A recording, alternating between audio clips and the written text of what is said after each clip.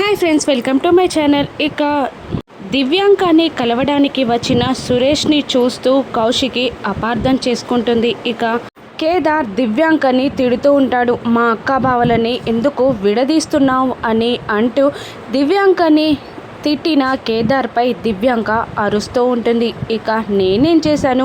మీ బావగారు మీ అక్కని కాదనుకొని నా దగ్గరికి వస్తే నేనేం చేయను అని దివ్యాంక ప్లేట్ పిరాయిస్తూ ఉండగా ఇక సురేష్ చాలా షాక్ అవుతూ ఉంటాడు. ఇక ధాత్రి ఇలా అంటుంటుంది, ఎవరికి కాల్ చేశారో, ఎవరు ప్లాన్ ప్రకారం ఇదంతా చేసి మా అన్నయ్యని ఇక్కడికి రప్పించారో ఇప్పుడే నిరూపిస్తా అని ధాత్రి అంటూ దివ్యాంక మొబైల్ తీసుకొని నిషికి కాల్ చేసి స్పీకర్ ఆన్ చేస్తుంది. ఇక నిషి ఫోన్ చేసింది దివ్యాంక అని భ్రమపడి, హలో దివ్యాంక, అన్నయ్య వచ్చారా?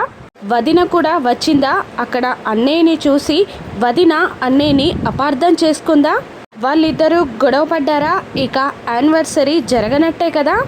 లేదంటే ఎంత చెప్పినా వినకుండా యానివర్సరీ వేడుకల్ని జరుపుకుంటామంటారా?